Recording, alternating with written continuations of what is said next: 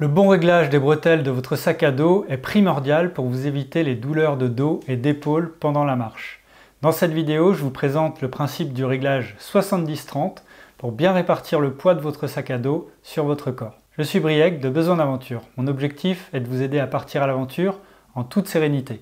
Pour découvrir le matériel que je vous recommande, vous pouvez télécharger gratuitement mon guide ultime du matos pour randonnée. Vous y trouverez une sélection de plus de 150 équipements avec les meilleurs compromis, légèreté, résistance, polyvalence, confort, prix. Pour l'obtenir, cliquez sur le premier lien dans la description juste en dessous de la vidéo. Quand on porte un sac à dos un peu lourd sur plusieurs jours, les douleurs sont fréquentes. Les zones qui posent généralement problème sont les épaules, le dos et les hanches. Cela peut être dû à un sac à dos mal conçu, mais cela est souvent dû à un mauvais réglage des bretelles et donc une mauvaise répartition de la charge entre le dos et les hanches. C'est là qu'intervient le principe 70-30 qui consiste à porter 70% du poids du sac à dos sur les hanches et 30% sur les épaules. Certaines personnes parlent d'un ratio 60-40, mais peu importe, vous voyez le principe. Ce n'est donc pas vraiment le dos qui porte, ce sont surtout les hanches. Ou, si vous préférez, le sac à dos doit venir reposer sur les hanches pour alléger la tension sur votre dos. Une fois que vous avez ça en tête, vous allez devoir passer en revue les 4 à 5 réglages présents sur votre sac à dos et les régler dans un ordre précis. Voici donc concrètement comment s'y prendre pour bien régler votre sac à dos. Donc pour faire ces réglages, votre sac à dos doit évidemment être rempli avec du poids à l'intérieur. Et avant toute chose, on va commencer par desserrer toutes les sangles. Donc vous voyez plus ma tête, mais c'est pas grave, le principal c'est de voir les sangles du sac à dos. Donc on va tout desserrer, donc les sangles principales ici de chaque côté, je vais desserrer vraiment en grand. Ici la sangle ventrale, je la desserre en grand. Ici sangle pectorale, donc celle-là bon elle est pas trop, elle est déjà desserrée. Et puis des sangles qu'on connaît un petit peu moins. C'est les sangles ici de rappel qui sont ici, là, derrière vous. Donc là, on va les desserrer aussi. En grand. Enfin, en grand, que ce soit bien lâche, quoi. Il faut que je les trouve. Hop, voilà. Voilà, donc là, elles sont lâches. Donc là, j'ai tout desserré. Alors, une remarque importante, il faut bien serrer les sangles de compression sur le sac à dos pour que le matériel ne bouge pas et pour ramener le centre de gravité du sac à dos le plus près possible du dos. J'ai d'ailleurs fait une vidéo sur la répartition du matériel dans votre sac à dos. Elle doit s'afficher quelque part à l'écran ou elle est en lien en description.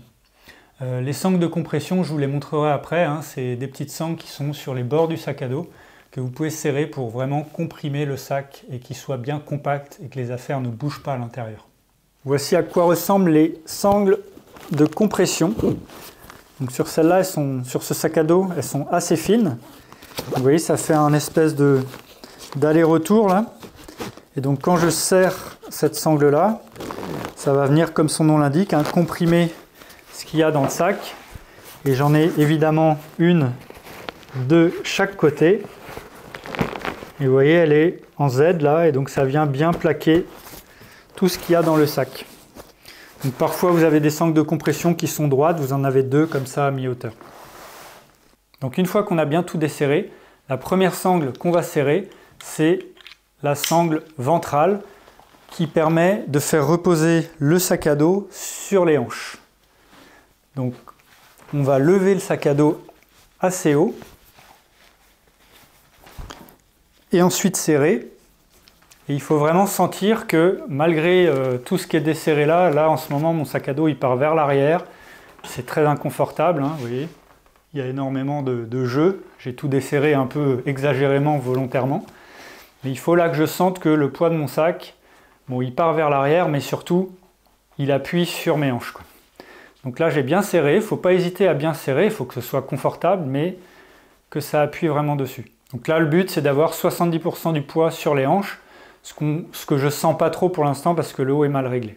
Ensuite, je vais serrer les sangles principales, donc ici. Je vais essayer de le faire le plus en même temps possible. Pareil, ça doit rester agréable, ça ne doit pas compresser. Éventuellement, je réajuste ici, mais Voilà. Donc là, c'est un peu serré. Je suis déjà plus confortable, mais ça ne vient pas non plus comprimer ici mon torse. Donc dans tous les cas, on ne doit pas avoir de gêne hein, quand on serre une sangle. Donc là, le but, hein, c'est d'avoir 30% du poids du sac ici. Ensuite, je vais prendre les sangles de rappel et je vais venir les serrer pour plaquer le sac à dos contre mon dos. Vous voyez, quand je tire sur les sangles, là je tire dessus sans les serrer parce que je donne juste des à-coups.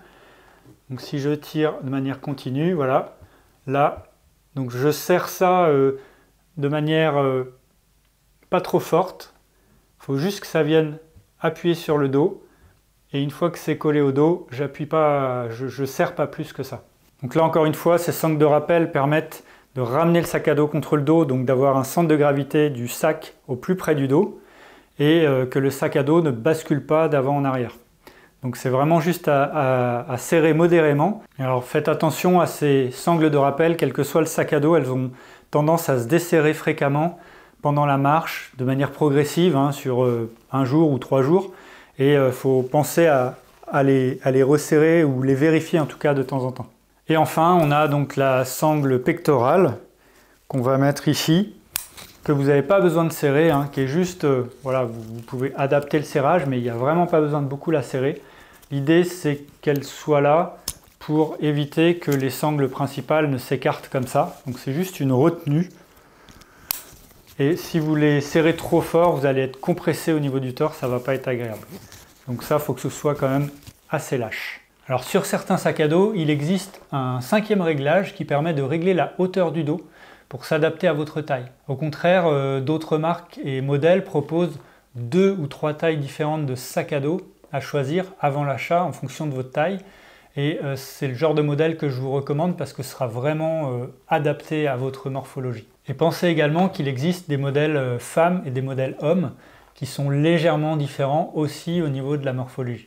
Une fois que vous avez fait tous vos réglages, vérifiez bien la symétrie de vos réglages, principalement au niveau des sangles ici principales, hein, que ce soit bien réglé, pareil à droite et à gauche. Sinon, vous allez avoir un peu plus de poids sur une épaule ou sur une autre. Et à force, au fil des heures, vous allez avoir une sensation d'inconfort, voire une douleur apparaître. Souvent, c'est dû à voilà, un mauvais réglage droite-gauche des sangles. Donc, essayez d'être bien précis à ce niveau-là. Avec tous ces conseils, vous avez normalement un sac à dos bien réglé avec lequel vous pouvez marcher toute la journée sans douleur. Si ce n'est pas le cas, cela peut venir du sac à dos. Soit c'est un sac à dos bas de gamme que tout le monde détestera, soit ce sac à dos ne correspond tout simplement pas à votre morphologie. Donc petit conseil, quand vous testez un sac dans un magasin, testez-le avec du poids dedans. D'ailleurs, les bons magasins ont des sacs de sable hein, pour les tester. Et dans le magasin, le sac à dos, une fois bien réglé, il doit être vraiment confortable dès les premières secondes. S'il y a un petit truc qui vous gêne un peu, ça risque d'être bien pire sur le terrain. Donc un sac à dos, c'est un peu comme une histoire d'amour, il faut avoir le coup de foudre. Bon, je ne sais pas si la métaphore est bonne, mais vous voyez l'idée, hein, il faut vraiment que le sac à dos vous corresponde parfaitement dans le magasin pour après ne pas avoir de surprise. Alors comme le réglage d'un sac à dos n'est pas une science exacte, n'hésitez pas à poser vos questions ou à partager votre point de vue dans les commentaires. Et pour voir les sacs à dos que je vous recommande, n'hésitez pas à télécharger gratuitement mon guide ultime du matos pour randonnée. Vous y trouverez une sélection de 150 équipements avec les meilleurs compromis, légèreté, résistance, polyvalence, confort, prix. Le lien est en description sous cette vidéo. Je vous ai mis également le lien de différentes vidéos qui peuvent vous aider à vous organiser pour partir randonnée. Si vous souhaitez m'aider à votre tour, n'oubliez pas de liker et partager la vidéo. Et si ce n'est pas déjà fait, abonnez-vous à la chaîne en activant la petite cloche. Cela permet de mettre la chaîne en avant sur YouTube. Et surtout, cela vous permet de ne pas louper les prochaines vidéos. A bientôt pour un stage rando.